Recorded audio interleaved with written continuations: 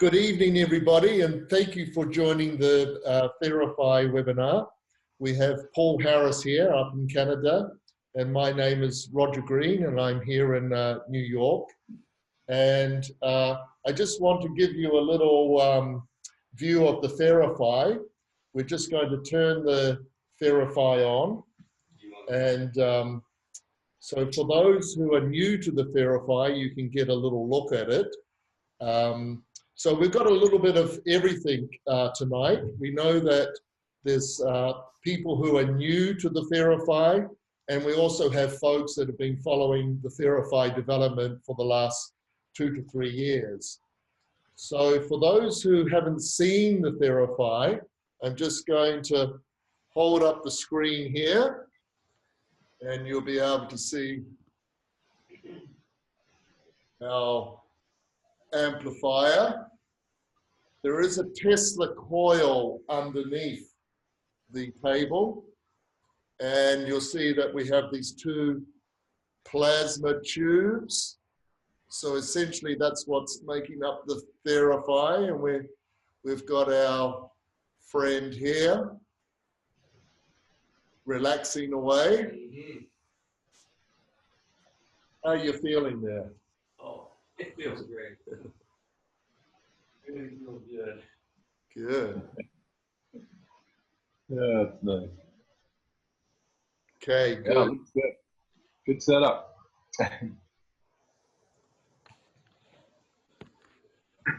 Okay, so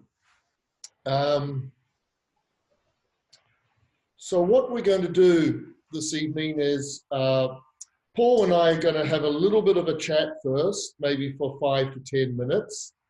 And I want to cover some of the, definitions of the Theraphi and how it works. And then I'm going to hand it over to Paul to do his presentation. And that presentation will last for at least probably 30 minutes to 40 minutes. And then we're going to do some questions and answers towards the end. So I'd imagine this webinar will be going over a little bit more than an hour. I'd imagine if you need to time things this evening, it'll be going for about an hour and 15 minutes approximately. Now, of course, you will be receiving a recording, and that recording will be sent out to everybody in about 24 hours. So look out for an email that comes from the Theraphi. The website is theraphi.tech, T-E-C-H, theraphi.tech, and the email here is info@theraphi.tech. So Paul, how are you going? Great, very good. Good to see you, Roger. So you've got a new presentation for us. For those who want to look into some of the history of the development of electromagnetic healing over the last 100 years, we actually have some good resources up on the website. If you go to the video section on the website, you'll see Paul's presentation from about 2 years ago here in New York, where he goes right into the historical development, because we're not sort of covering that too much tonight. And also up on the website, if you go to Discover, the tab at the top, you'll see a number of things that you can read up. There's also how it works in the last 100 years of development. I spent a lot of time correlating that whole historical development, because the Theraphi does come from a very, very interesting lineage. And for those who have been following the Theraphi development, we've got some exciting news for you later on in Paul's presentation. We've got some new things happening that Paul will be talking about. For instance, the agricultural development that he's currently working on, called the Aquaphi.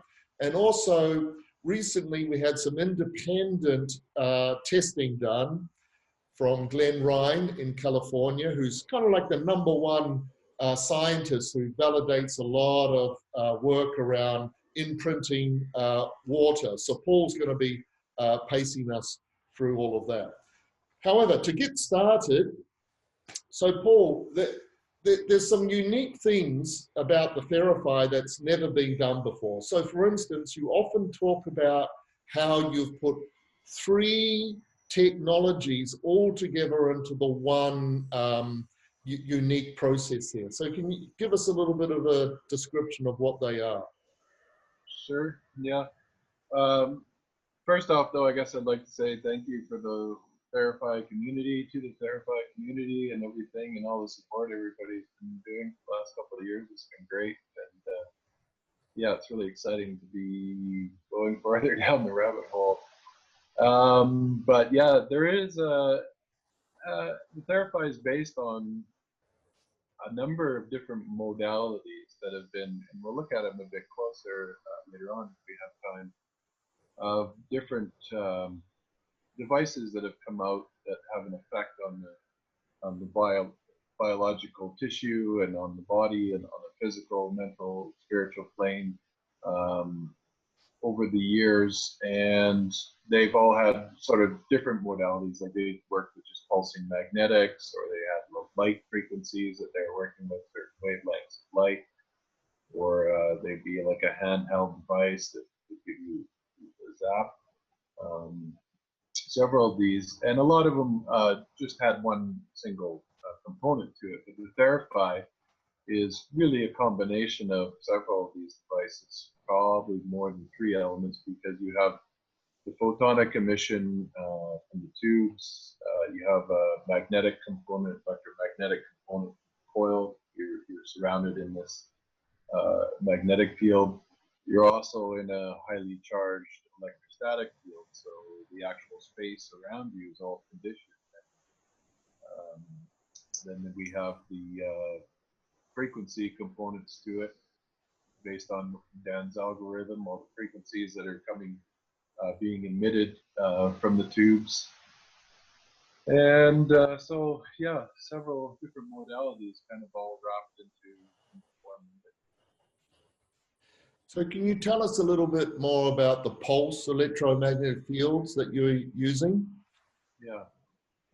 So the core of the Theraphi is based on the algorithm that Dan wrote about in his last book, which utilizes Planck's length and phi ratio.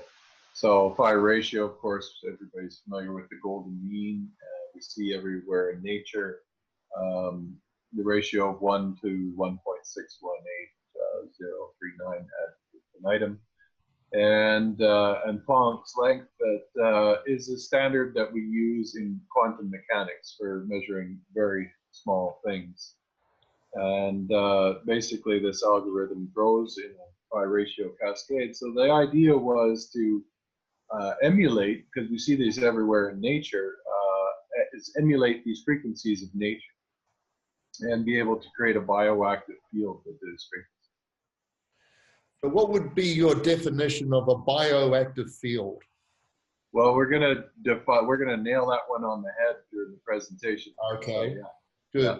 And Well, that's kind of what I wanted to cover tonight, was getting some of the definitions down to clarify a lot of the terminology, because you see a lot of it out there, people speaking about these kind of things, and there's a lot of words that get bantered around. I'm going to clarify some of them today. Okay, good.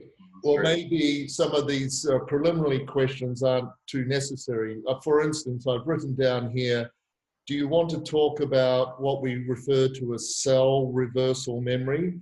This whole idea that if you get the right sort of wavelength pumping and into the sort of the scalar longitudinal, that's the way cells communicate and nourish one another. And the whole theme here, what's unique about the Theraphi is that you've recreated all of that. Thomas Bearden talks about it, Priori in the original, they talk about it, and that's how they were getting, these phenomenal results with all sorts of experiments that they did. Yeah. So the cells, for those folks who are new to this, cells don't use the normal electromagnetic, sine wave. They're actually using longitudinal scalar punt waves for their information. And healing a definition of healing is getting your cells back to a healthy state. And so it's a little bit like the stem cells in a way. The stem cells remember how to be a cell. Your cell has a memory of being healthy and vital. And so the Theraphi is able to kind of reproduce that and catalyze that. Can you just talk a little bit about that? Sure. You know, another person we've talked about a little bit in some of the past discussions is George Lakhovsky. And Lakhovsky wrote about this quite extensively. It was one of the mysterious things that when I was first, you know, building these kind of devices several years ago now, 30 or so years, I always wondered, well, how could you resonate something that small when frequencies don't go that far? Like when you look at the wavelengths of frequencies, especially lower frequencies, you know, they can be kilometers long, and they get shorter as the higher frequencies we go. And it isn't until the gigahertz that you're really getting into, you know, 2 centimeters long, like let's say 1.2 gigahertz is. Okay, Paul, sorry to interrupt, but you're going to have to speak closer to the microphone. Okay. There's been a couple of comments, people saying that the sound is not that clear. Okay. So just a little bit closer to the screen. I'll try to get my mic closer.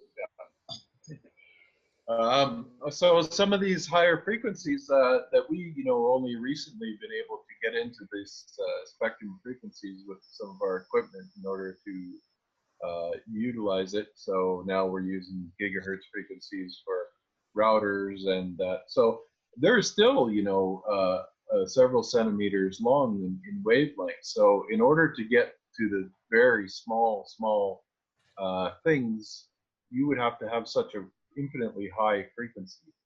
And then what Lakhovsky was saying was that all the cells and all the different components of the cells in your body are all resonating at different frequencies. So oftentimes another misnomer that people often will say was like, well, your liver just runs at this frequency here, or this essential oil is, you know, 432 hertz or something like that.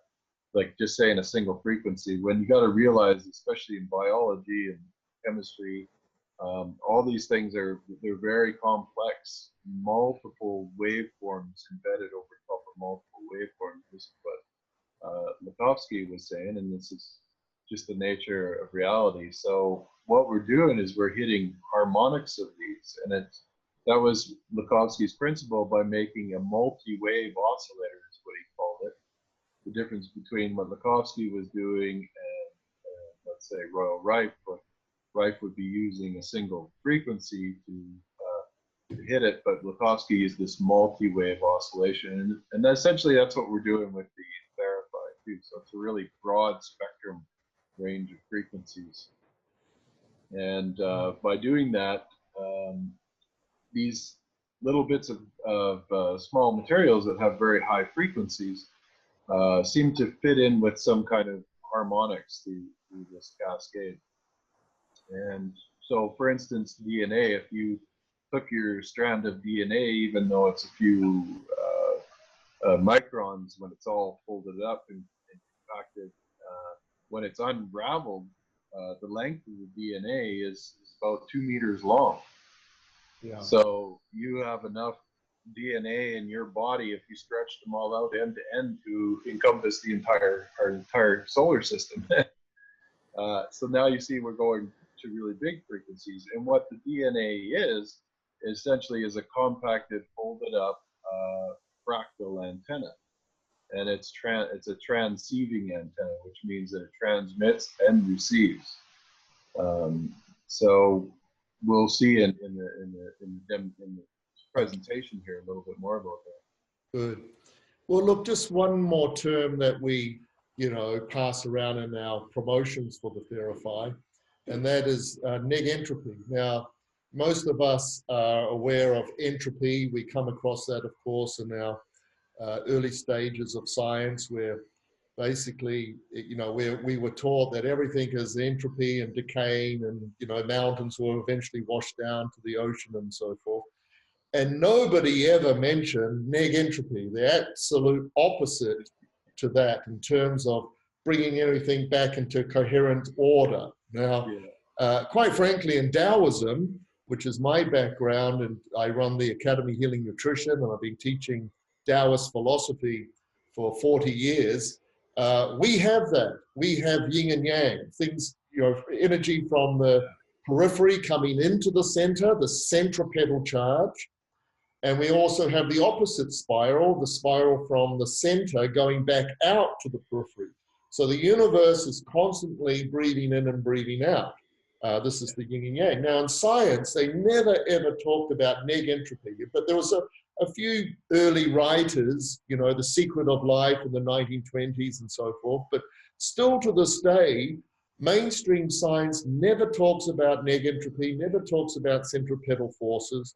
Now, Dan Winter, of course, was the one that inspired us all initially to start really seriously thinking about these forces. Now, that has been beautifully integrated into the Theraphi. Now, you might be covering this in your presentation, but just for now, can you just give us your definition of these neg entropy forces?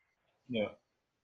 So entropy, being a term in thermodynamics, is basically the breaking down of the system and going back to a stable state of, you know, whether it be heat or temperature or a physical thing, anything mechanical as we see it. It's kind of a Newtonian physics model that, you know, when we were looking at the universe as being like a big machine, and even our bodies, you know, for quite a while, we just looked at them as being a machine, and it was processes where you put in, you know, nutrients and your metabolism, turn it into energy.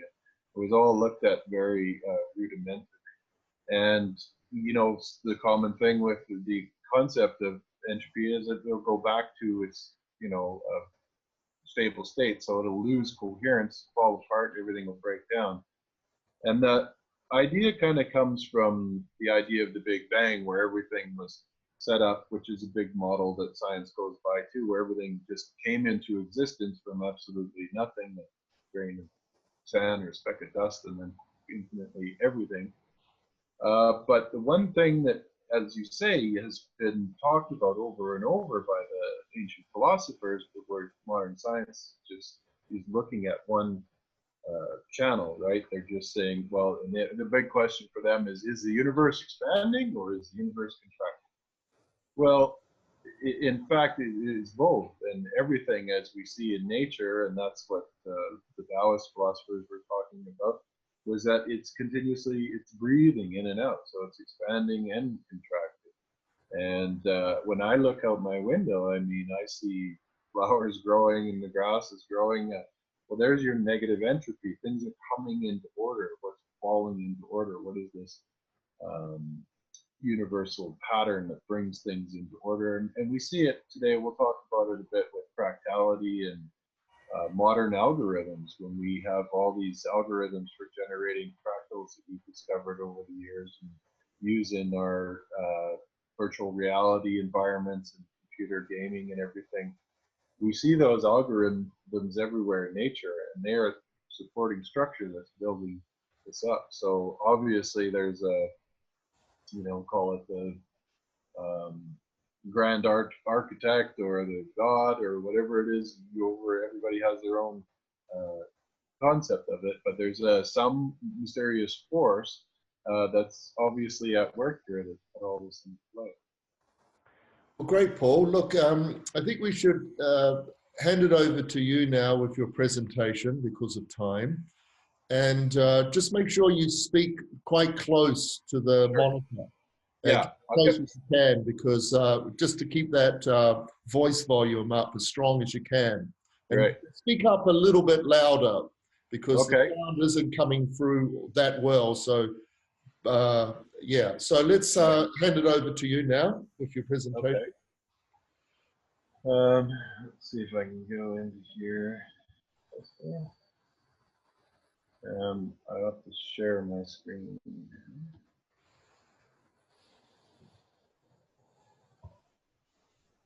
Stop. Okay. Do you see the first slide there? Yeah. Is that good? Yep, and then you can just make it, have you made it full screen? Yeah? Yeah. How's that? Yeah, I think that's okay. It's Great. okay, yep. Good. All right.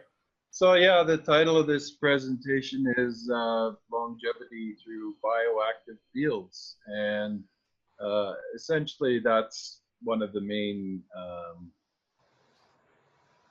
aspects of the Theraphi and how we use it is essentially as a part of our longevity protocol. And as Roger's been teaching for many years, nutrition and diet, and we're very interested in the latest cutting edge science that has to do with longevity. We just did a conference down in San Diego, the Rad Fest, which was a really mind-blowing experience and some really incredible cutting-edge technologies going on down there. And so yeah, we were really thankful to be a part of it.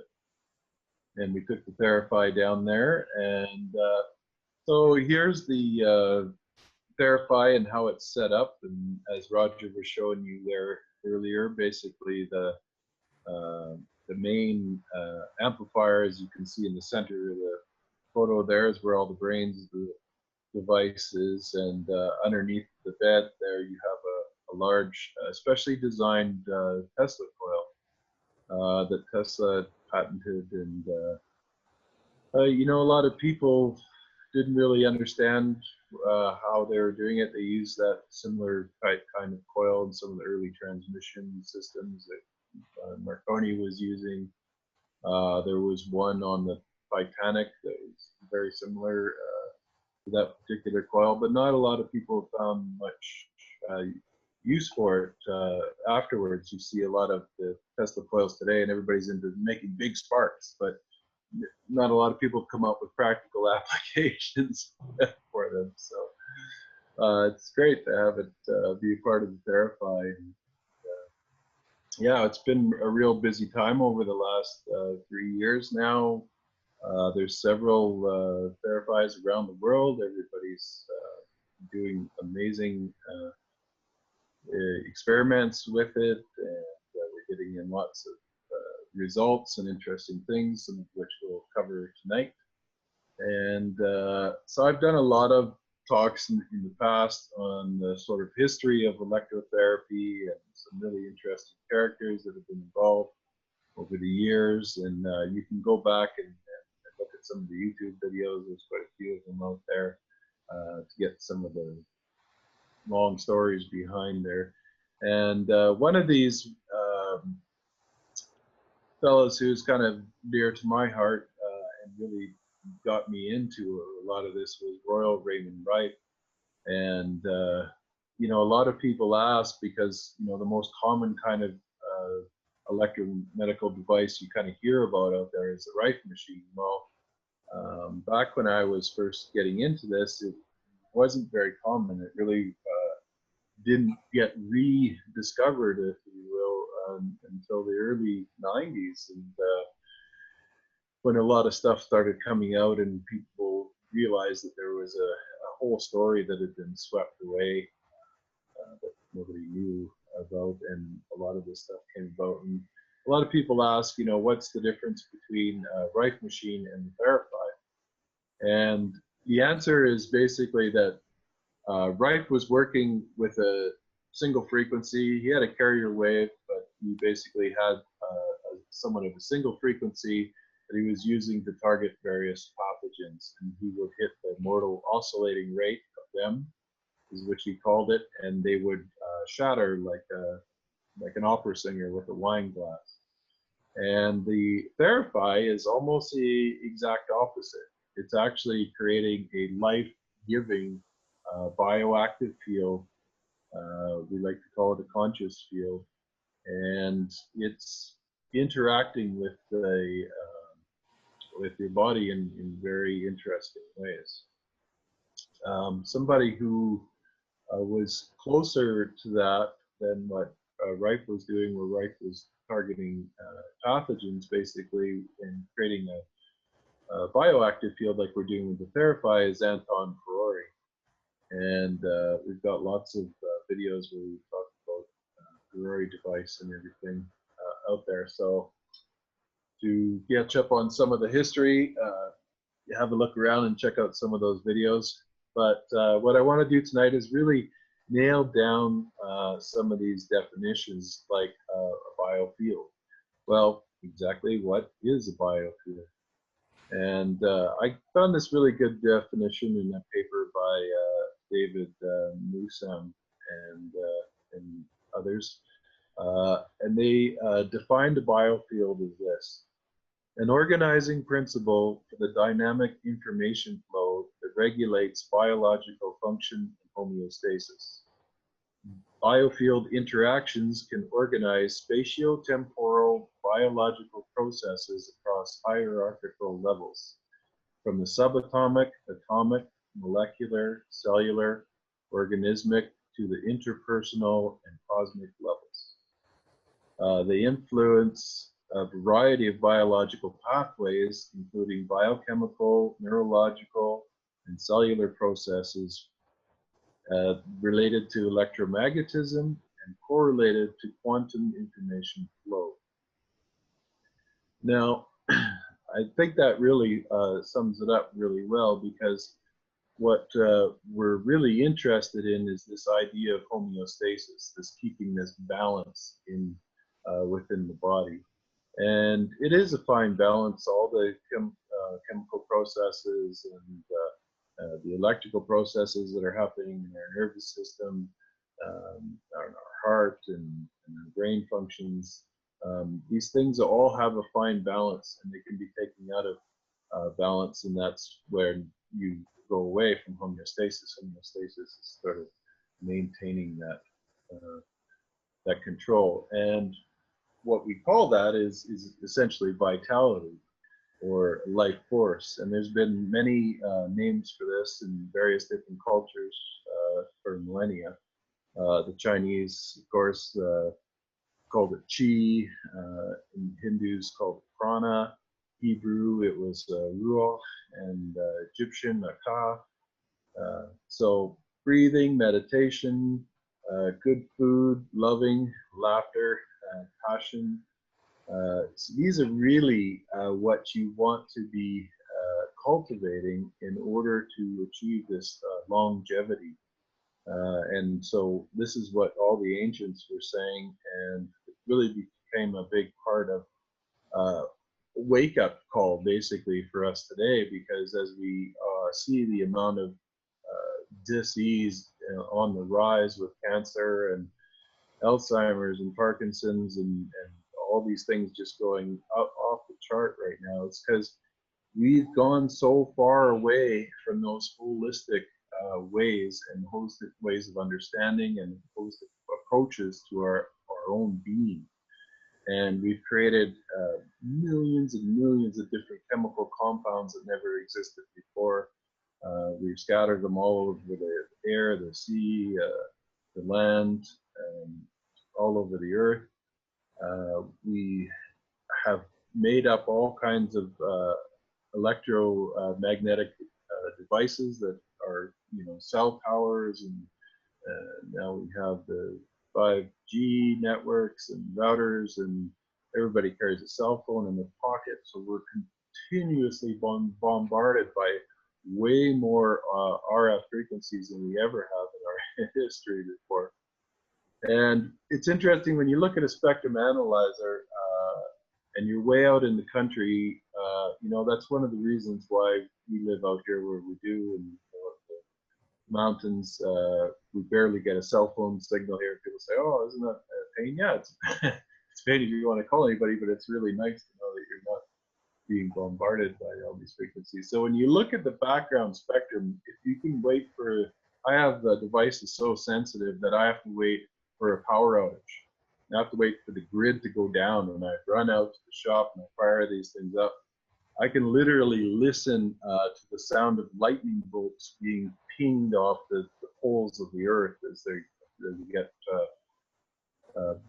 they go striking the earth all over the place. hertz. And it's really cool to be able to get something that sensitive. But when you try to turn that thing on, even in an environment, if you go hiking in the mountains and you're like a mile away from the nearest power line, you turn it on, the only thing you'll hear is like 60 hertz going, you know. So that grid is so big. But when you look at a spectrum analyzer, when you get out there and everything's clean, it's just a whole lot of white noise, you know, just like every frequency you can imagine is all just going and as soon as you turn on your cell phone or you have some single device like this, you get this ping, you get this one frequency that comes up, but all the other waves are going like this. And what the body does is it seems to entrain to those frequencies. It's just like if you had a music going and you got a good beat and your body just starts dancing to the rhythm of what your body does. And every cell in your body does this. And so as soon as you have one peak frequency, the body goes, oh, that frequency, I can do that too. And it goes along with it. And the problem is that it gets convinced into going along with it for too long, and it doesn't get all the randomness that it needs, the fractality. It gets pinned into one thing. So that's one of the issues we have with electromagnetic pollution. And so what these different devices are doing is utilizing different modalities to, in some cases, counteract that, and in other cases, they're taking advantage of that to have this effect on the biofield effect on the body. So as you can see there, we have light. EMF is electromagnetic frequency. So we have it in light, we have it in heat, magnetism, non-thermal EMF, non-heating, because there's EMFs that will heat your tissues, like a microwave. So there's non-thermal forms of that. You have straight electrical current, where you like acupuncture and you put electrodes on your needles and send electricity through the body. We have vibration and sound that we get from music, physical devices. Then interesting category here, intentionality and non-locality. And Theraphi kind of fits in, well, Theraphi fits in with basically everything here, except the heating so much, I would say, but we see some interesting effects depending on how you're running. But everything else, maybe not as physical and mechanical, but all the other modalities are kind of infinite, including intentionality and non-locality. And this is where we get into the scalar aspect of the Theraphi that we'll talk about in a bit. And of course, the main antennas or electrodes for the Theraphi are based on gases and plasmas. And simply put, we just live in an electric universe. Everything you see all around you is purely electric phenomenon. When you get down to the core of biology, physics, chemistry, it's all about charge. And we see this from the microcosm to the macrocosm, all the way down to the picture in the top right here is a bunch of neurons. You look at this neural network inside of your brain, let's say, and then you look at that pattern and you see it emulated elsewhere. So from the microcosm all the way up to the macrocosm, the bottom right is a picture of the omniverse, I guess, just computer modeled how everything ties together in these cobwebby type threads. And you see the same fractal pattern in the plasma ball on the lower left there. So we see that everything is made up of these waves upon waves upon waves. And the complexities get very complex from a large zoomed out scale and the macrocosmic scale all the way down to a very fine scale. So here's like a single neuron on the right, and then a city. So interesting, even as our human consciousness, we are building in these same, repeating these same patterns in our infrastructures like our cities, and we see it in the mushrooms do the same thing too. Now that could be very well because we are very close to mushrooms in the eukaryotic chart. We're just a branch off of mushrooms, so we're closer to a mushroom than we are to a tree or insects or anything like that. It forms the same pattern with these mycelial mats. And we've done the same thing with our network. So this is a picture of the internet, basically, all over the world, and how these network nodes have stretched out, and you see how they've expanded in these exact same patterns as a mycelium would. And this is simply fractality at its best. You see it everywhere in nature and within ourselves. And so we talked a lot, I mean, Dan's been talking about fractality for the longest time, and we talked about it in the sense of the Theraphi and how important it is to have that fractality as being more inclusive, to include so many different aspects and tie them all together into making it a holistic type device. And one of the terms we use a lot is phase conjugation. And a lot of people ask, well, without reading Tom Verdon's, tome of a book there that he went into in depth, how do we just put this into layman's terms? So I kind of took a few things and put them together here to describe. Phase conjugation is a physical transformation of a wave field where the resulting field has a reverse propagation direction but keeps its amplitude in phases.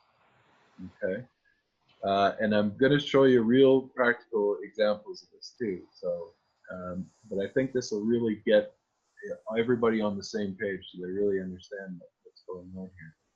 So when you are in the Theraphi, you actually become part of the circuit.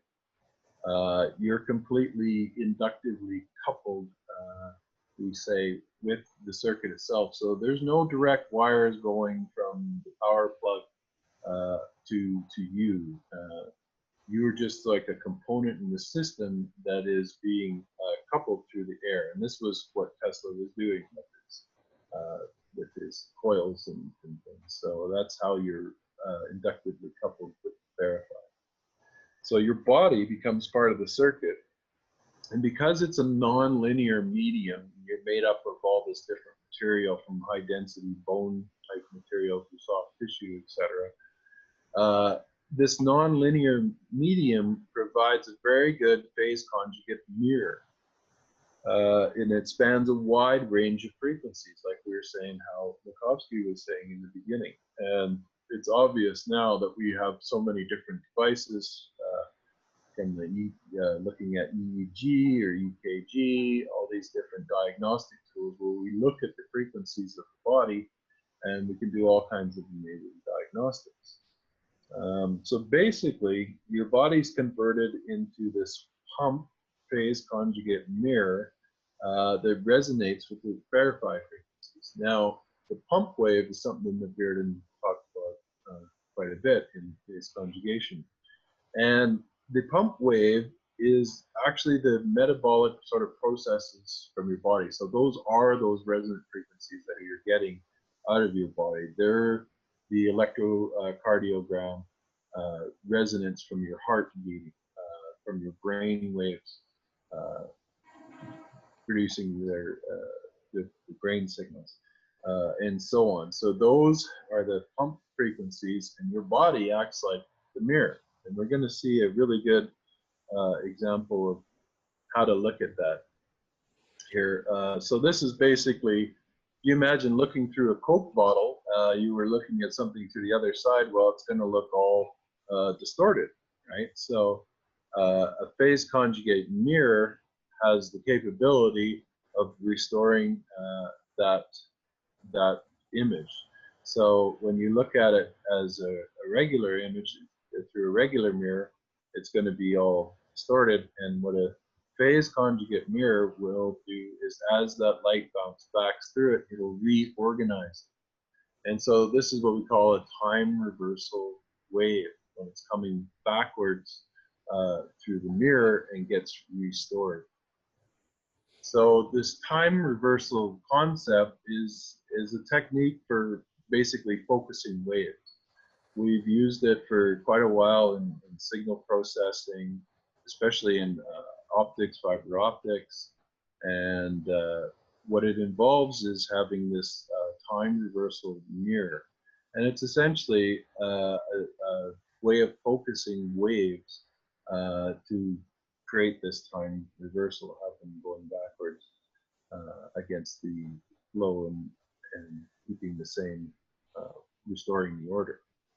So these time reversal mirrors have been used in optical and ultrasonic, because when you think about light is capable of bouncing off things. So just like on a mirror, you can bring that light back in onto itself.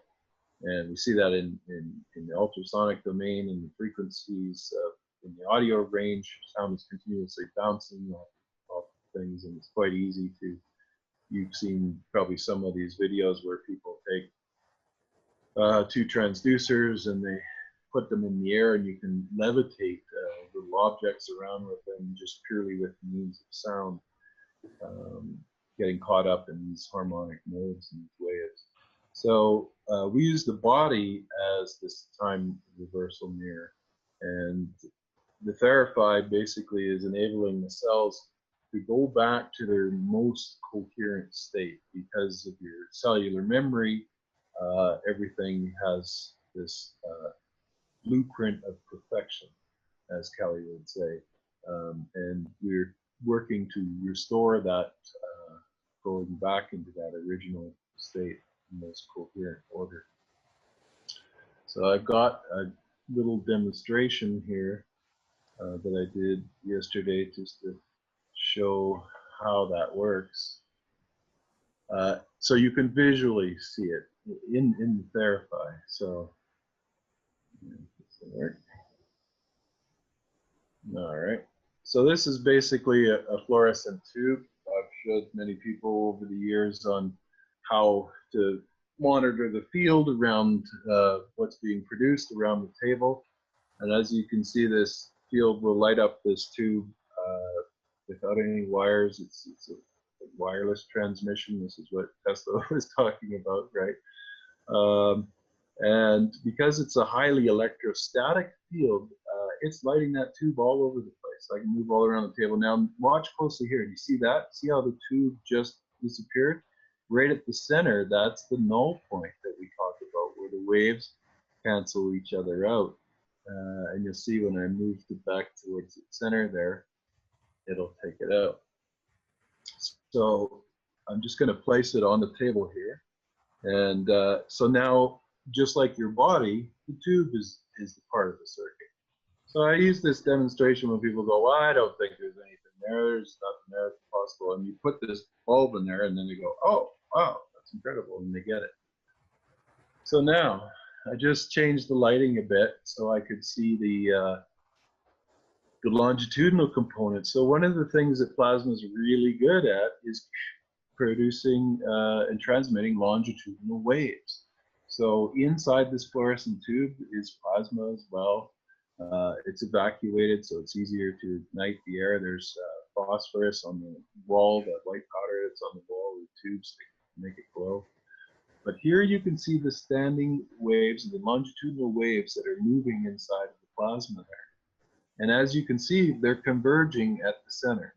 Most of the time, it's tricky with the shutter speed and everything on the camera, the waves, so you can almost see them coming apart from the center point there, or going together really fast, depending on how you look at it.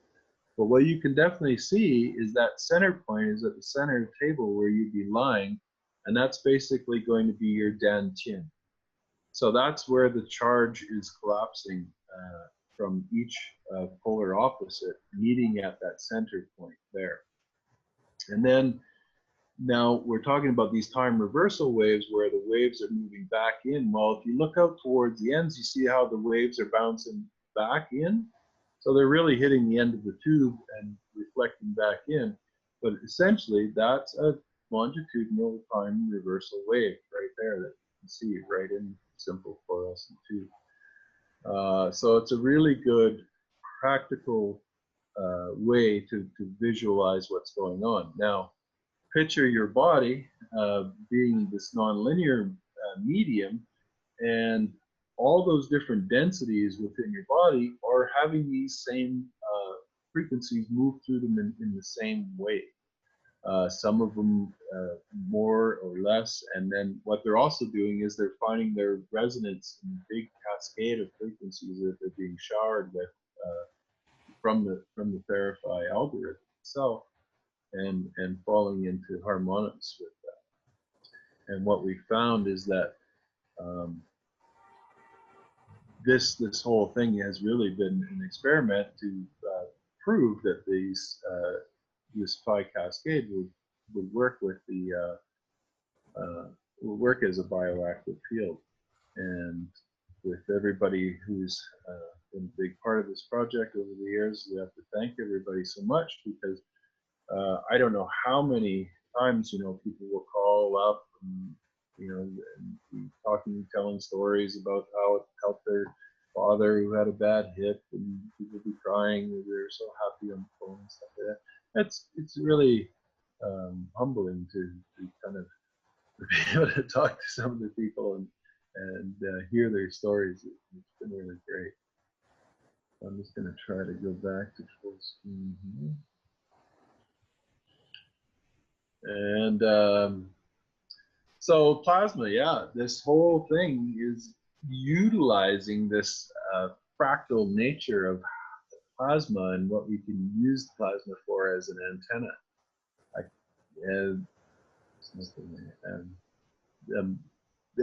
The plasma antenna is an idea that actually is being used in the military right now, because what's unique about a plasma antenna is it's there, and then you switch off the switch and then it's off the whole way.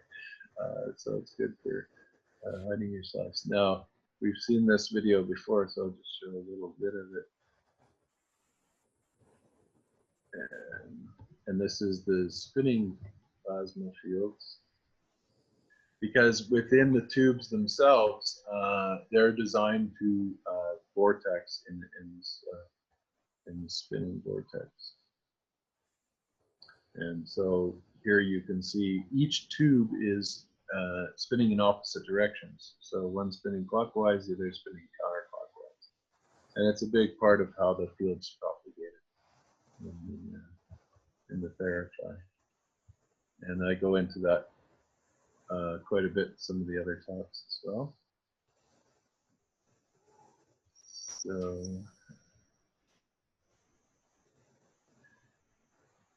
So this vortex, we see this vortex all over the place.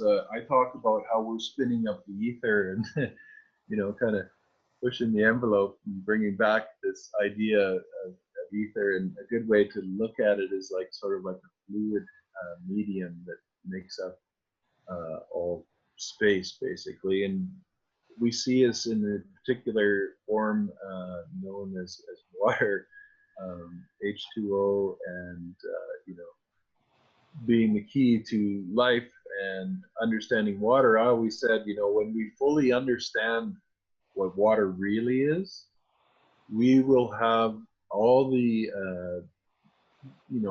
concepts of longevity, all the restoration of health, and all the energy we need. And when you look about all the research I do and have done for years, it's really been about health and energy. And you see this as a common theme when you look at other researchers out there. I think those are our two main goals as a human race. It's as soon as we can liberate ourselves from this energy stronghold we've kind of been under, we have the infinite potential. And as well as health, of course, we need to be able to live long and healthy enough to be able to enjoy it. So a great book that came out a few years back is Professor Gerald Pollack, Fourth Phase of Water. And I've been studying water for years and years. And when I I had so many unanswered questions.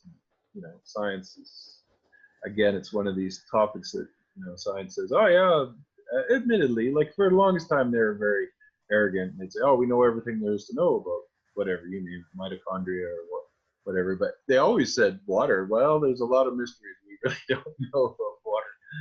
And Professor Pollack just nailed it with his book, and he's answered so many questions that I had over the years. So it's really great to get to say. If you haven't read it, it's a must read. So Dr. Glenn Ryan, Roger was mentioning at the beginning here, is giving us a hand doing some of the samples and studies and tests that we're working on right now. And he's basically a biochemist and a senior researcher with a product development team for Fortune 500 companies, and he really specializes in water and DNA and their interaction with electromagnetic fields. So the perfect credentials for analyzing what Theraphi is doing, because we know it has quite an effect on water that we're going to look at here in a bit. And what he found was on his first study was a 44% increase in the electroconductivity of water.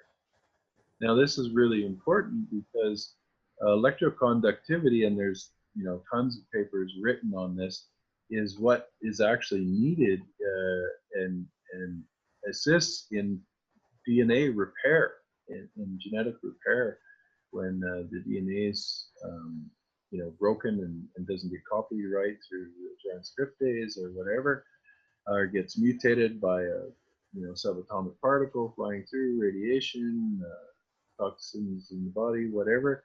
The DNA is constantly, your body's constantly repairing with broken bits. And the better the conductivity of the water surrounding it, because it's the water that propagates the field that forms the tetrahedral fields, and the top-down view are dodecahedrons, how the DNA helix comes into spirals, and then all the folds. That, you know, everybody talks about the proteins and how amazing they fold and everything like this, but nobody ever brings up the water around and what the water is doing. And I always said, you know, the water that's having the effect that everything's in that medium for doing it. So another one of the areas we're looking at as well is mitochondria. Mitochondria have been, you know, made a lot of big news recently because there's you know, so many people re-looking into it. It's one of those things that science said, oh yeah, we understand the mitochondria fully, we know it makes ATP and it's the energy cell for the energy component to the cells in the body. But now we're re-looking at it and just discovering a whole ton of amazing things of what's going on. I mean, because these mitochondria aren't, you know, just like your body is, you know, you're only 10% human cells. The other, you know, 90 trillion cells that make up your body are other, you know, things, bacteria, fungi, viral. So we have this biome, you know, say, and we just looked at it as, you know, for the longest time, we just thought bugs were bad. If bacteria is bad, you got bad bacteria, and that's what makes you sick. So we made all these antibacterial and penicillins and things like this to kill a lot of that off, not really understanding that it's really to do with the terrain and how much more we are of these things. So these mitochondria are exactly that too. They have a different DNA. And at one time, we made a deal with them because the original cells in evolution didn't have the mitochondria in. They moved into the cells and worked out a deal. And they said, you know what, we'll provide you with the energy and you provide us with some mobility and take us around. Let's go on the land. Let's form the civilization. let's go to the moon, right?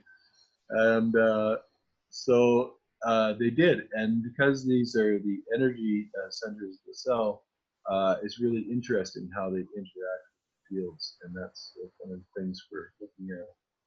So another big part of what's been going on has been study with some agricultural systems. And of course, you've seen the pictures. This is Claire in South Africa has done great presentations on, charging up the water in the Theraphi and, putting your water, just like the picture here, you can put it in, you can stir it when you have it in there, gets the charge on a little bit better. It doesn't take very long for the Theraphi to affect it. Showing that, in 3 minutes, the water reaches that peak 44% conductivity. That was one of the aspects that Glenn Ryan brought up from when he concluded his testing. He said that he was amazed because within, 3 or 4 minutes, the Theraphi had imprinted the water, 44% electrical charge. And he had never, in all of his work with all of the imprinting of water and water memory that he's been doing for decades, he's never seen a device do it that fast. He said that other devices take hours and hours and hours to do what the Theraphi did in, 3 or 4 minutes. Mm-hmm. Yeah.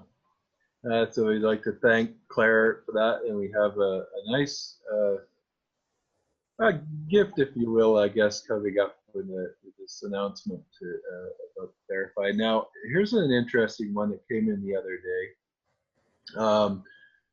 Kristen in Boston, she had these flowers in another room next to where she had the Theraphi going, and they had dried up. They were a week old, and she started doing Theraphi sessions in the next room. And these dried flowers started putting out new sprouts and growing leaves because the Theraphi was basically in the room next to them. She said, emailed and said, roses are in a separate room about 12 to 15 feet away from the tubes. And it seems so far that when the Theraphi runs at least 2 times per day at 10 minutes, this regeneration has begun. And so you can see here that there's new shoots coming off of the roses from the next room. Interesting. So I thought that was pretty good. So what we have for everybody is the first, and this is the first official announcement. I've been contemplating on how to do this, how to put it out there, and decided, you know what, now's time, maybe we'll do this.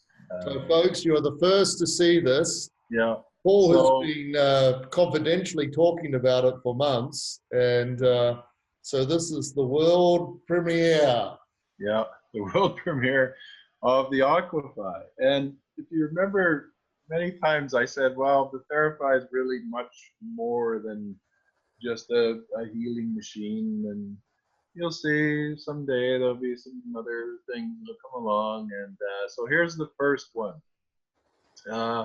It's essentially the Aquaphi, and it's quite simple. It's basically a vortexing water vortex, and you're utilizing the charge from the Theraphi to charge the water. And so here's the whole setup, and anybody that has an existing Theraphi can make one of these, or if they want, I'm putting together kits. Don't overwhelm me because it's tricky. It's going to be hard to do, but I think what I'll be able to do is explain to you enough on how to, find local parts and build your own. Or if you want, because it's quite a big unit. This is a 45-gallon barrel drum here, and basically the coil that's normally under your bed is now dropped down to the side of the drum. And it's taking that charge of the Theraphi, instead of putting it into the tubes, it connects it across the stainless steel bowl here, the sink, and a toroidal shape with a coiling vortex, and if I spiral down into the center of the vortex, the water.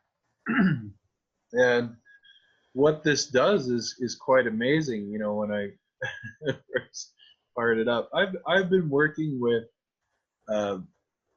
water and plasma and doing things in this way for several years, and I can tell you there's an incredible amount of phenomena that is happening You know, whoever said that water and electricity don't mix, well, proven a little bit wrong there.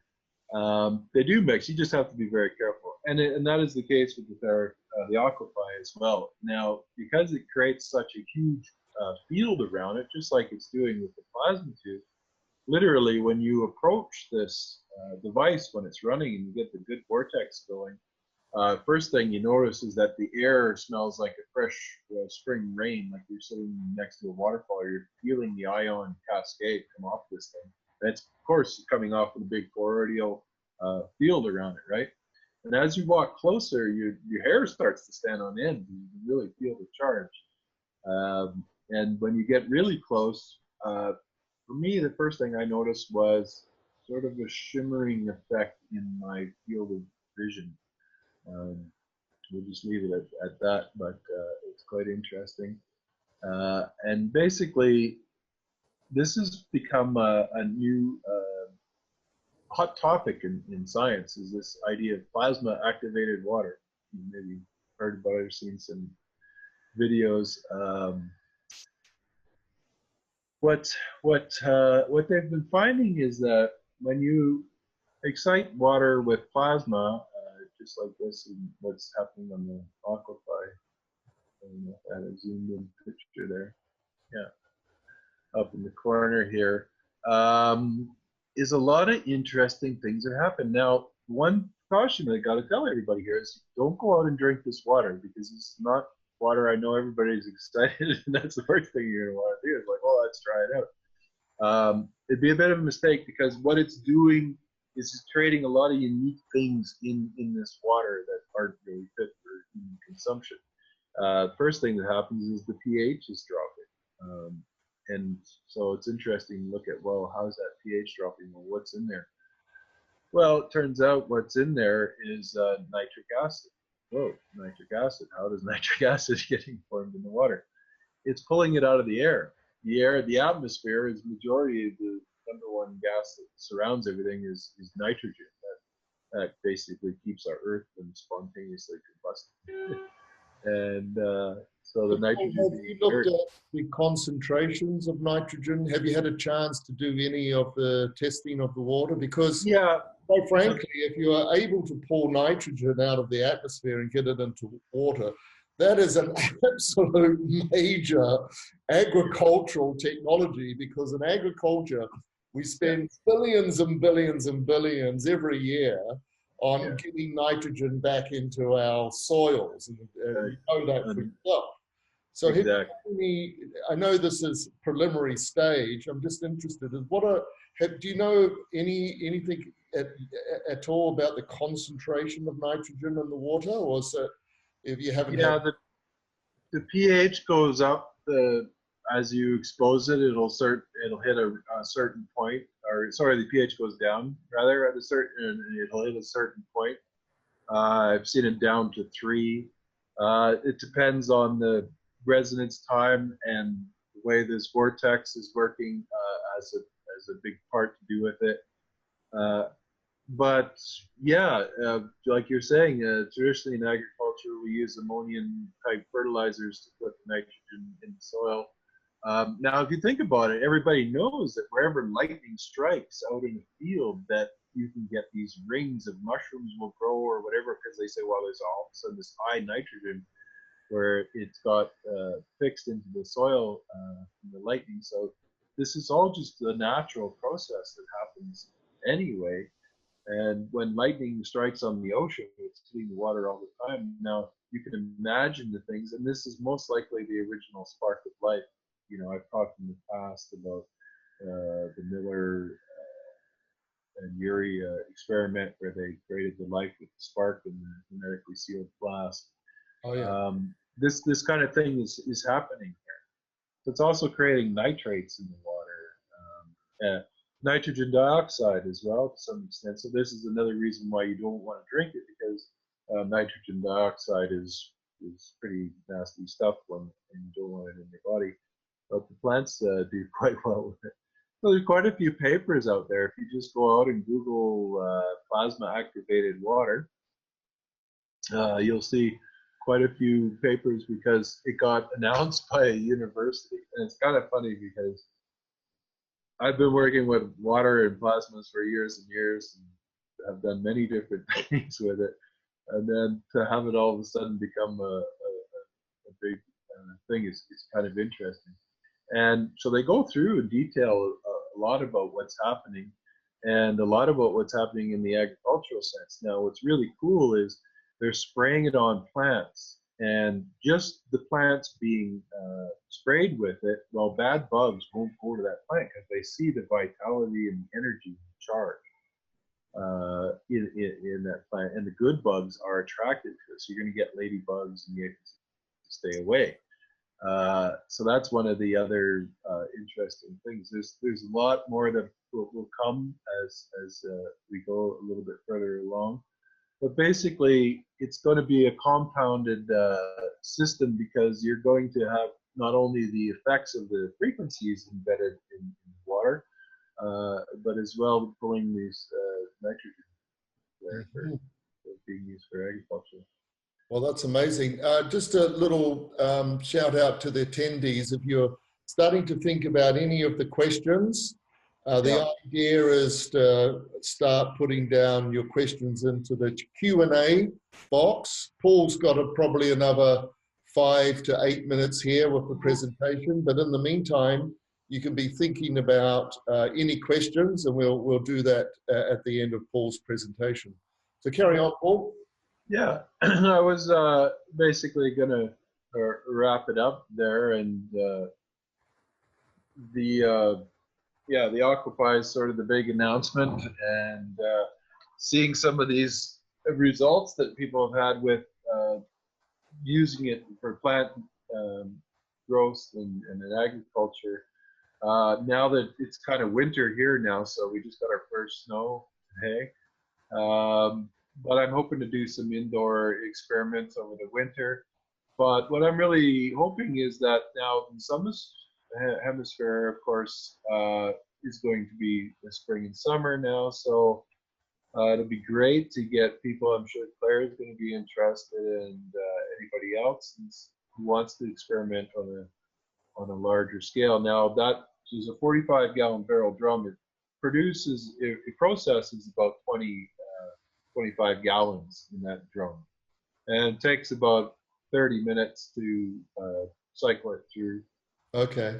And then that would be like a batch load. So now where I want to go with this is experimenting with hydroponics and what's going to happen with the minerals in there, because I can tell you right now, very interesting things happen with your water solutions for hydroponics, and then being able to water your fields or your plants, or even on a small scale, just charge it up and do your house plants with it. It's going to be really great. Mm-hmm. Okay, Paul, is that, so have you finished your presentation? Yeah, I think that's pretty well. Well, that's very exciting. It was great to see that animation with the neon tube. That was really cool. And also to see the longitudinal, pump waves happening, Yeah. And yeah, yeah, very reversal, but they're coming back in. Like, I mean, that's the ideal visualization of it, right? Do you want to just do a few more comments on Glenn Ryan's water results that he gave you? Right. Yeah, because you didn't really elaborate much on the actual results. Could you tell us a bit more about those results? Sure. So that is a 44% increase in conductivity. So measuring conductivity in water, you have basically what's called a conductivity meter. Now they generally run at a specific frequency, and Glenn's really good at understanding water and its capabilities of utilizing different frequencies. So he tested over a broad band of different frequencies for this. And so basically in the 3 minutes, there was this rise time of up to this 44% conductivity. So that's basically meaning that you put 2 electrodes in the water, positive and negative, and how quickly it lets the electrons flow from one side to the other. That's how conductivity can be measured. And so that's supporting, you know, metabolism and what's happening in the mitochondria, where they're creating the power. You know, an interesting, fun fact about mitochondria, just to show how much energy is in those little guys. If you had a cubic centimeter of mitochondria and a cubic centimeter of the surface of the sun, you get about 10 times more energy out of that cc of the mitochondria than the Wow. surface of the sun. So That's amazing. people, we are, every cell in our body has these guys in there. Some cells have thousands of them in there. Right, yeah, What they're doing is insane. There's, you know, I've talked a lot about biological transmutations and things like that. This is where it's happening in there. There's that much energy happening. When your body needs other elements, it's making them. Right. Okay, Paul, we've got a number of questions coming in now. So because of time, we're going to fly through these questions. The first one is, there was a question about, is there a Theraphi in New Zealand? So we do have, well, for one thing, up on the website, which I'll put in the chat window, there is a, I won't do it now, I'll just do it later. There is a locations tab up on theraphi.tech, and you can always check out the locations. Now, not everybody has put, some people buy the Theraphi and use it privately, but most of the centers around the world are up on this location tab. However, I don't think there's been one sold in New Zealand yet. Are you aware of any? No, I don't think so. There's a few in Australia. Yeah, there's a couple in Australia. The next question is, please show the Tesla coil. What function does the coil play? Well, you did see the presentation, Paul demonstrating a little bit with the Tesla coil. It's actually in a black box, which comes with the Theraphi, and we plug in the amplifier cable, and we plug in the two tubes to it. So can you just talk a little bit about the role that the Tesla coil plays again? Sure. So basically, the coil provides that inductive coupling that I talked about earlier. It has a primary coil that's connected to the amplifier, and then through the air is the secondary coil.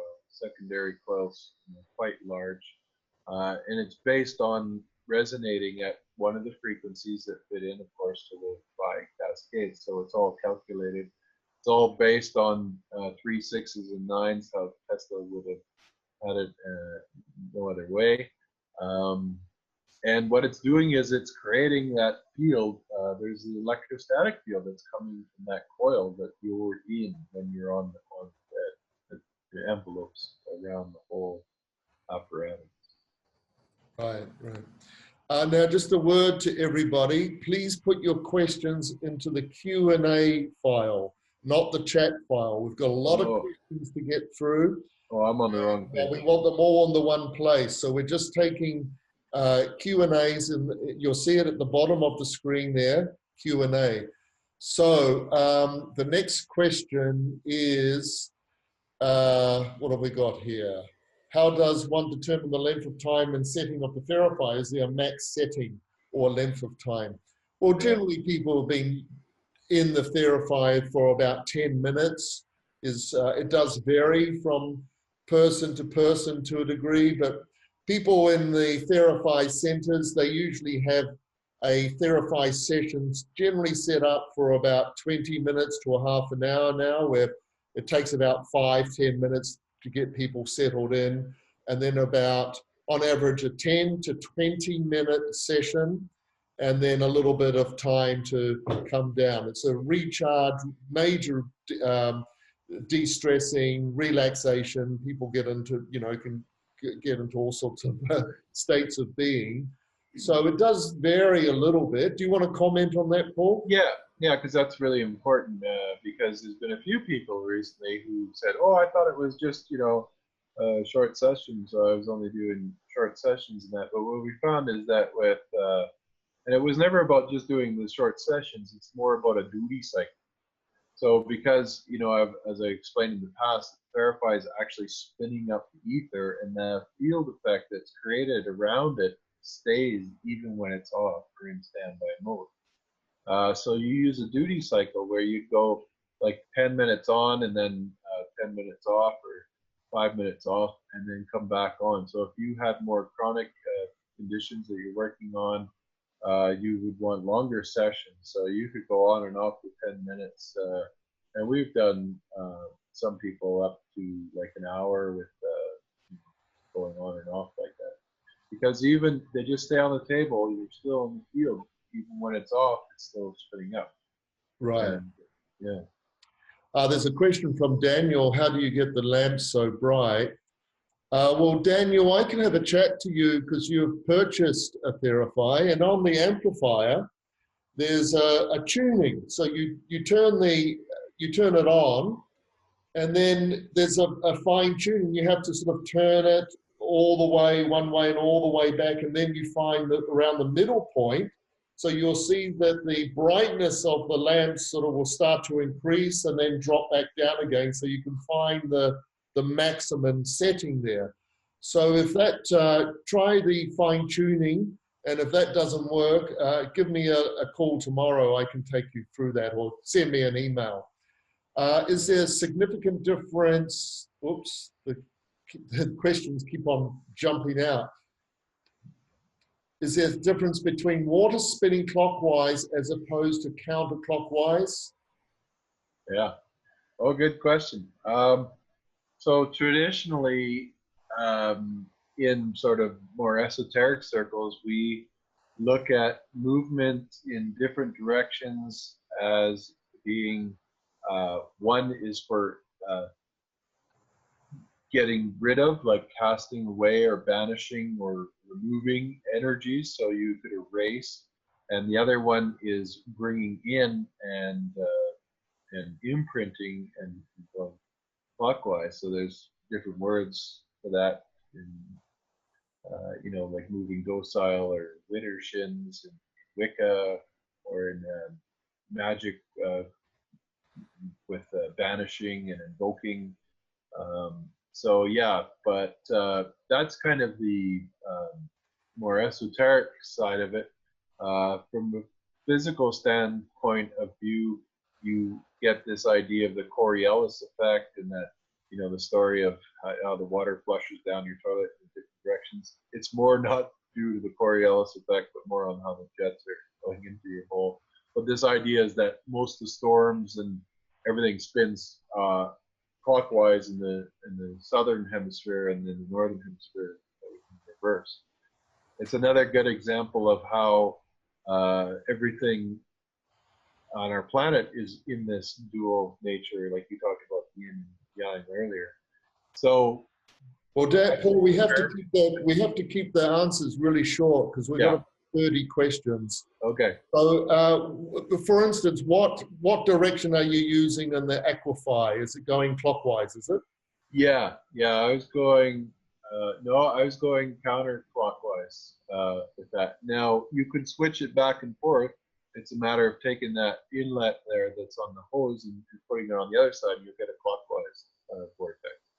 Right. Well, we could just do further testing with that. The next question is, considering Theraphi for arresting lung cancer tumor and inflammation of RSO. Do you see that question?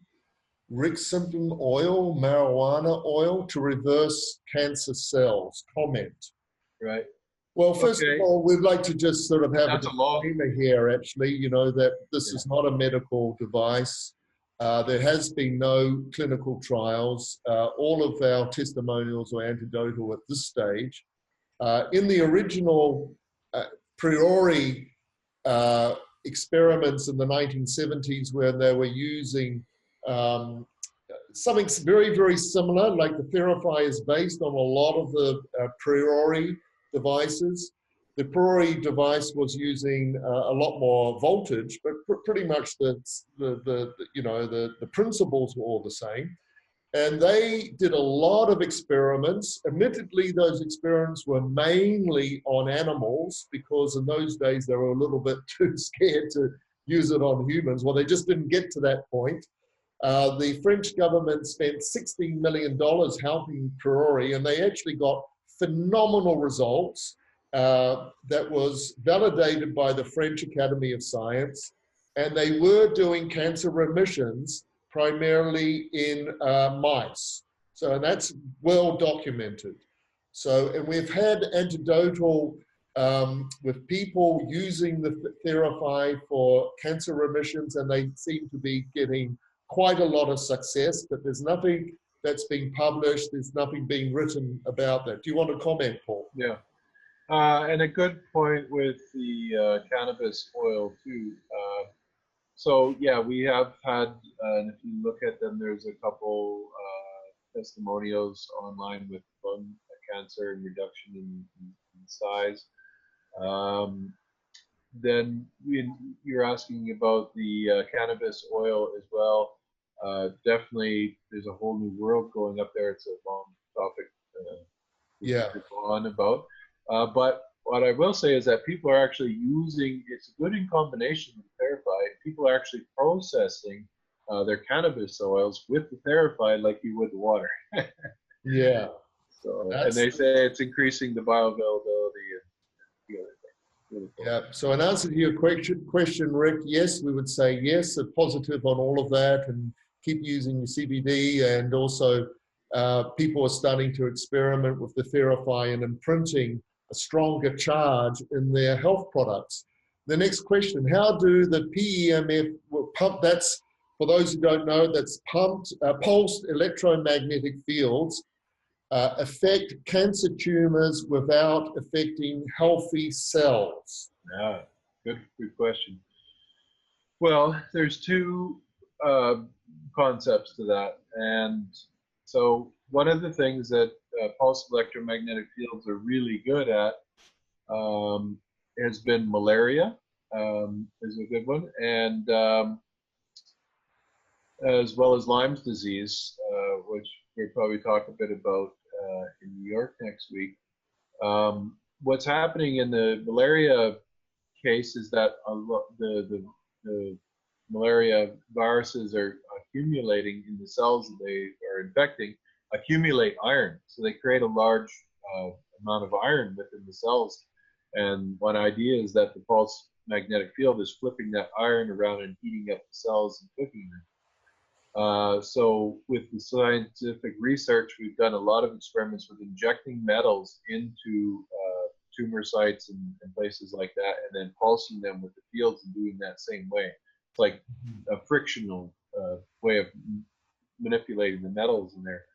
But even without the metals, now the magnetic fields have quite an effect on the body in reducing inflammation and several other things that we found over the years. There's lots of different literature on that you can find out there. Right. The next question from Michael, any info on gold and the Theraphi? We have to keep our answers short, Paul, otherwise we'll be here for hours and hours. Yeah. Well, everything's better with gold. Initially, I was using a gold wire in the Aquaphi, that one that's coming down is a spiral. And basically what that's doing, as well as imparting gold nanoparticles into the water, which I thought was kind of beneficial for one experiment I was doing. There is no gold in the Theraphi, but what would be cool is to include it for sure. I agree. It's great to put some gold on the tubes, maybe under the electrodes, or make the copper electrodes gold. Yeah. Well, you could have the premium Theraphi version where people, it's gold plated, you just have to pay another $50,000 for it. Yeah, for the gold, yeah. There's a question here from Margaret, and it's a very good question. the 44% increased conductivity, how long does this effect last? Well, that's the million-dollar question. That's good. And then it says, will it decrease over time if the charged water just stands there and you're not consuming it right away? So excellent question. Yes.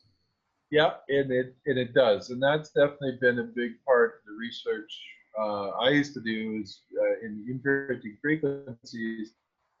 It was great. You could immerse water and it holds. It's there for a couple of minutes, and then shoosh, before you know it, within 2 or 3 minutes, they're usually gone.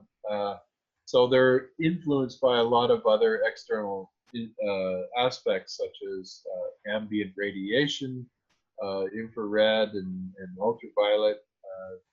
Quickly erases water, especially ultraviolet.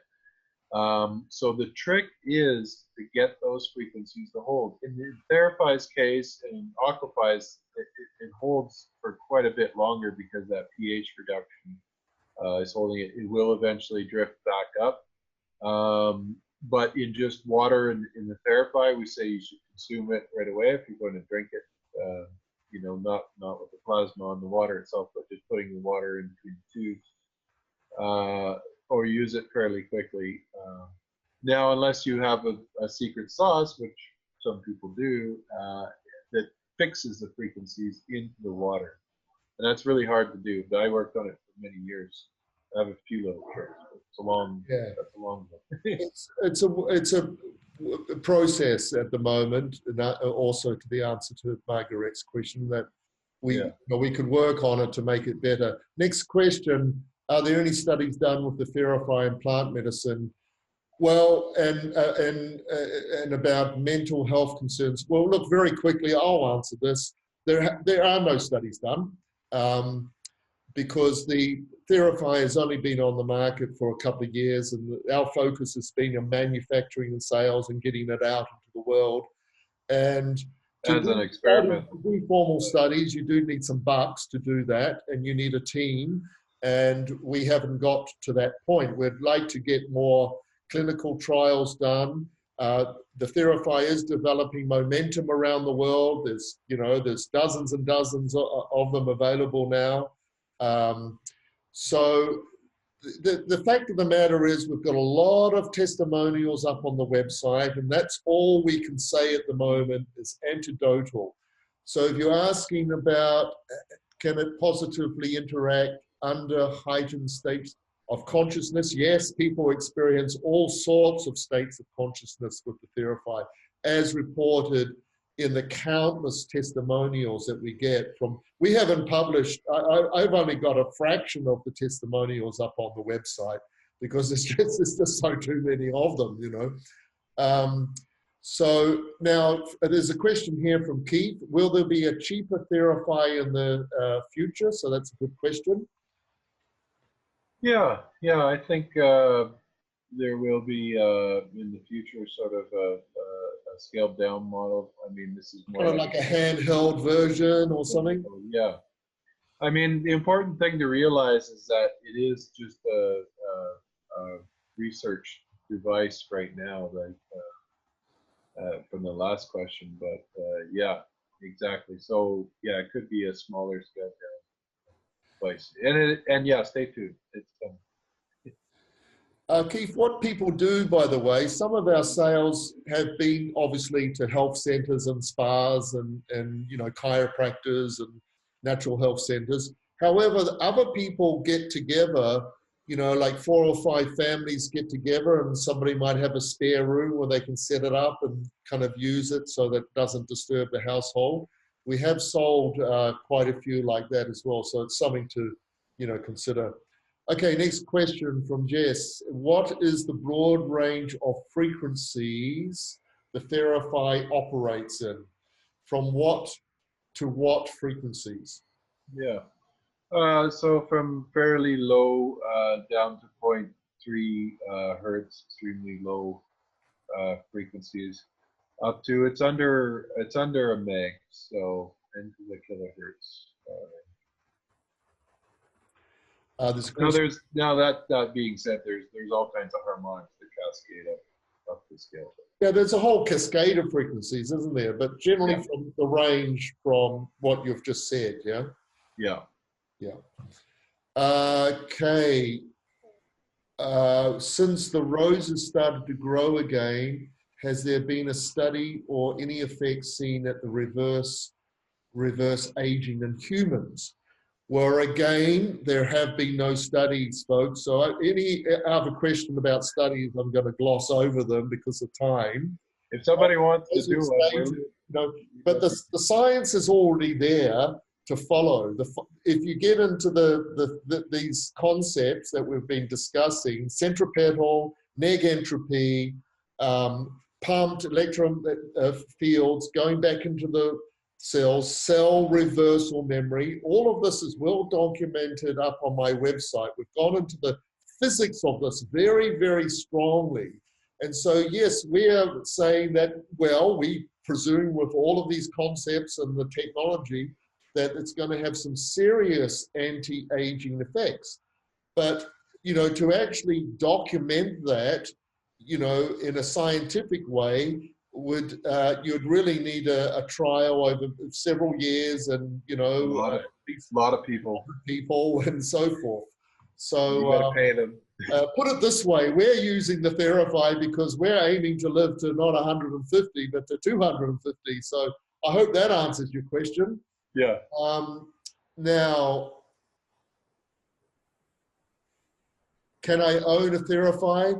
Look, guys, if you've got any questions about this, this is an educational evening, and we've noticed that, you know, we really have to educate people to get them interested in purchasing a Theraphi.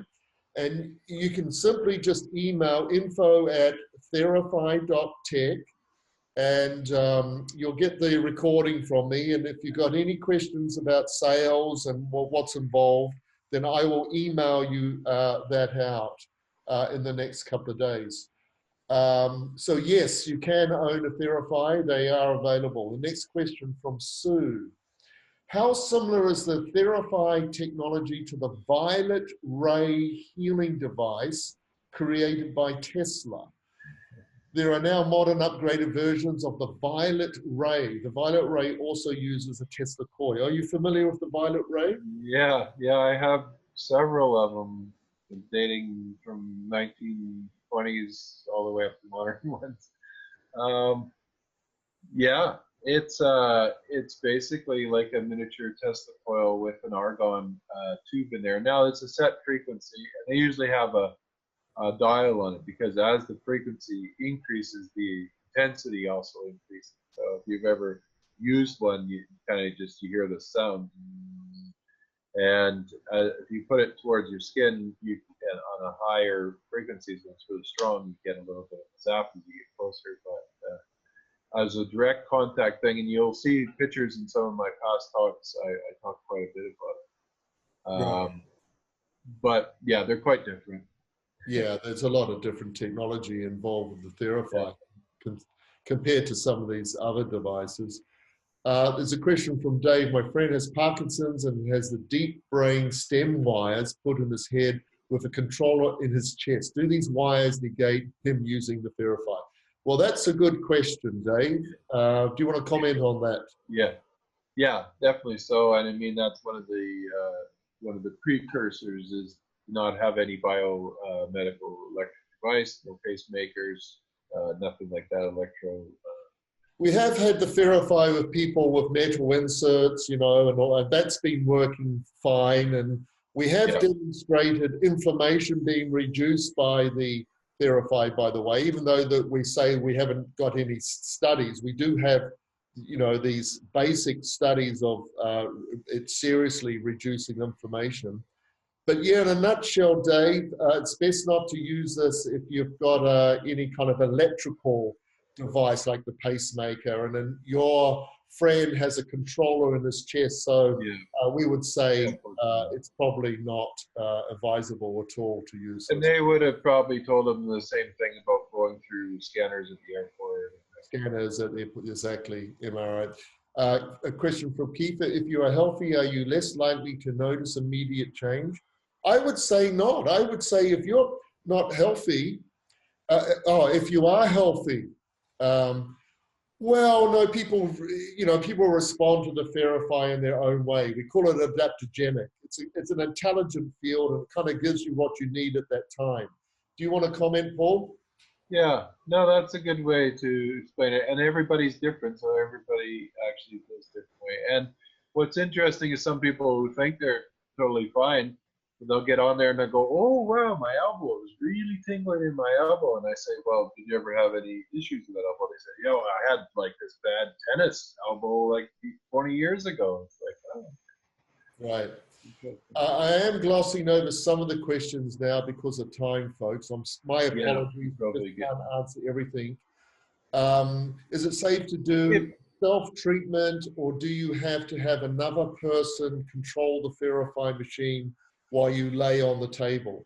Well, you can do a self-treatment. You just turn the Theraphi on and then jump in it, and then jump out and turn it off. I have it here in my apartment, and I use it a couple of times a day, and it's great. Instead of having, I'm very much into napping. I work long hours, and so I pace myself through the day. And so instead of having a normal nap, I just get into the Theraphi for just, 5 minutes. And I do that a couple of times a day, and it's great. It just keeps you, really energized, and it fresh and recharges you. And it also kind of like clears the channels, I've noticed, so you can get back into work with a fresh focus. Do you want to comment, Paul? No, that's good. Some people use a timer, and they can get on there and feel safe and fall asleep, and then the timer shuts it off. Right. Yeah. Are there protocols for different ailments you are trying to treat? Well, very quickly, not really. We have the one protocol, and that is turn the Theraphi on and get in there. Some people have asked this, the Theraphi has just got the one cascade with the frequencies. That you don't adjust the frequencies. You're basically, with the amplifier and the controls, you're just turning it on and amplifying it up to its maximum point, and then you basically get into the Theraphi. Do you want to comment? Yeah, that's pretty good, I think. Different from PEMF, also pulsed. Yeah, so it's got an electromagnetic component to it, but it's not a big pulsing bang, bang, bang. Question from Chris, does it shrink tumors? We can't answer that. We can't answer that, Chris, for obvious reasons. What would you suggest for recent Lyme disease for time? Well, that's interesting, Linda, about Lyme's disease, because Paul Harris and his wonderful partner, Kelly, are coming back to New York at the end of this month. I have sponsored Paul and Kelly for several times over the years, and we are doing an event here on the last Friday of this month. And Paul is also giving a talk at the Alchemist Kitchen on Saturday morning on Lyme's disease.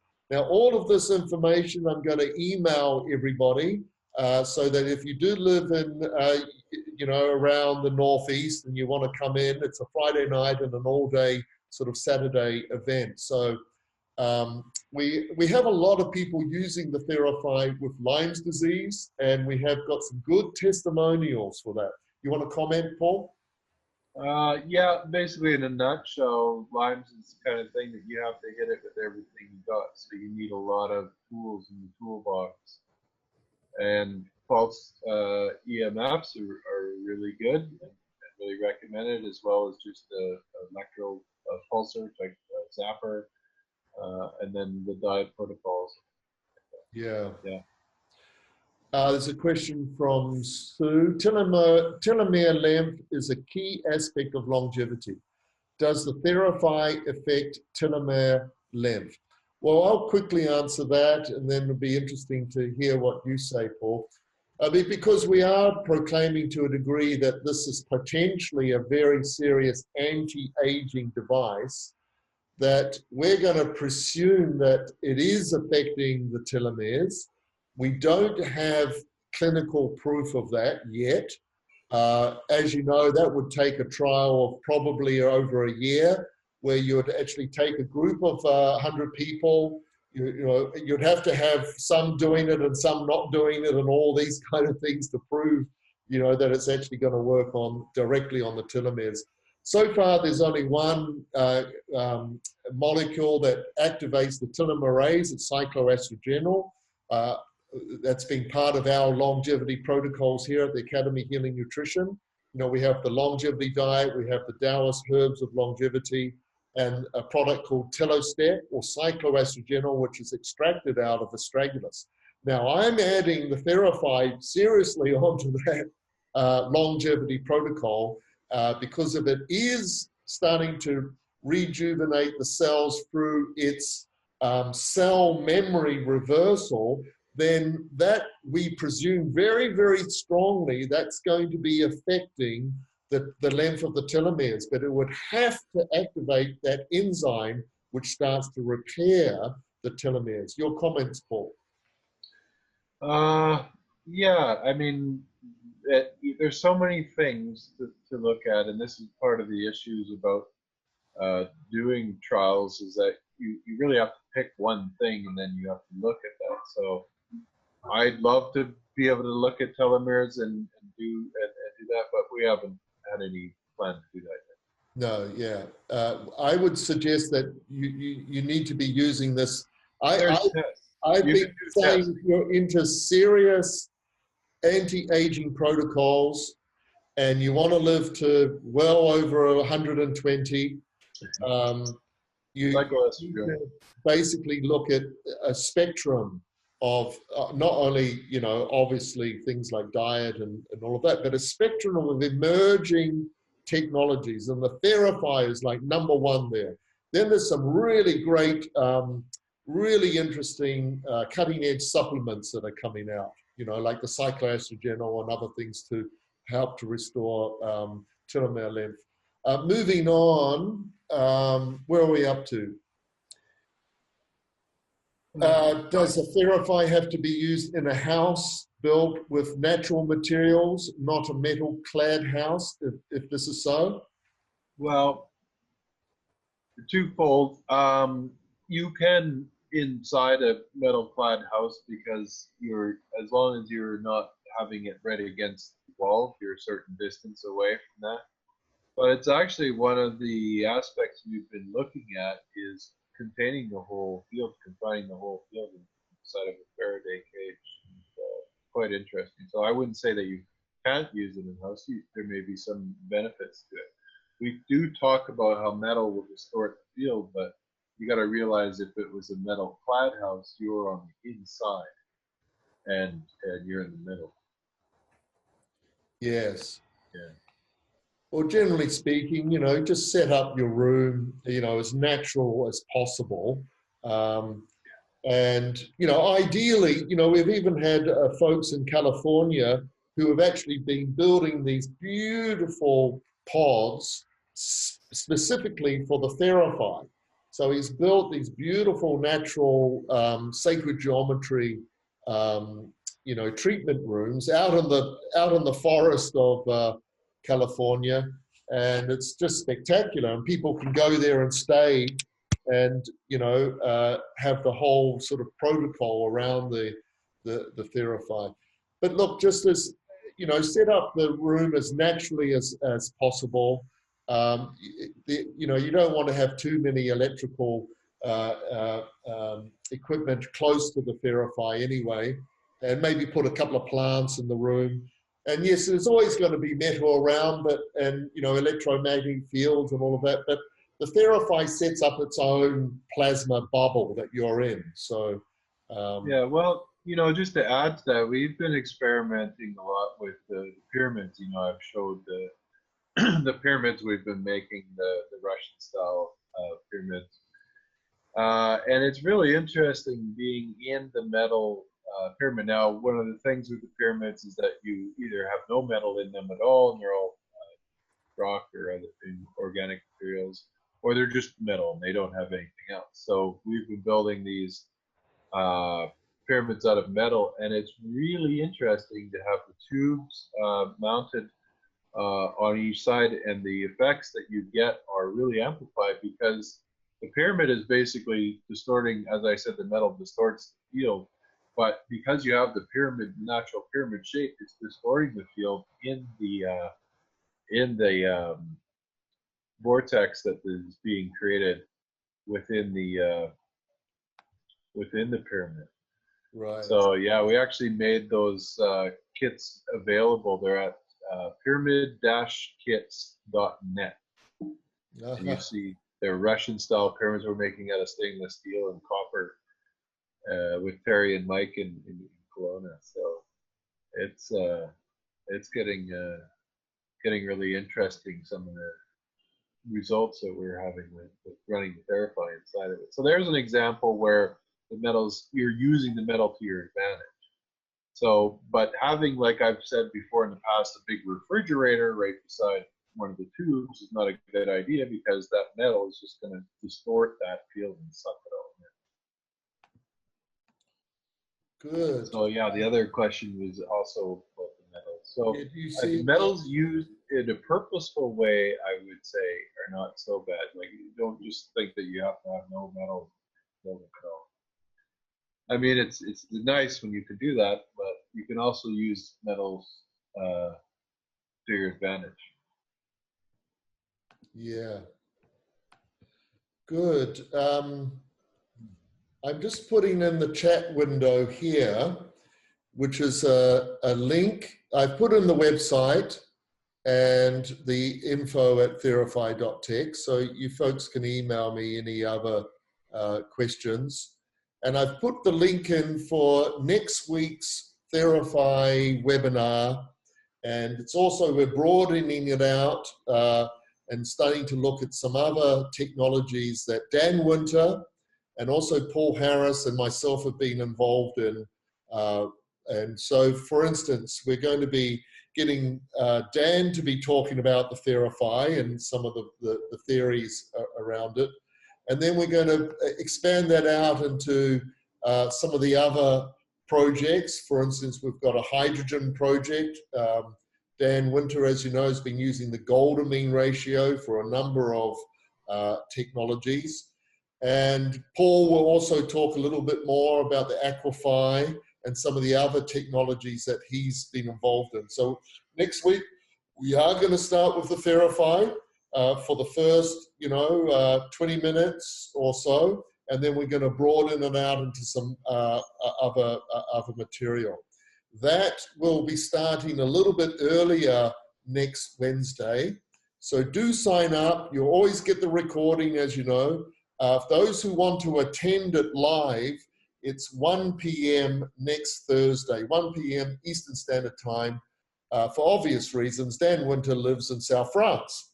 So that would be around, 6, 7 o'clock his time. If we made it 8 o'clock, it would be like 4 o'clock in the morning for him, and that's not going to happen.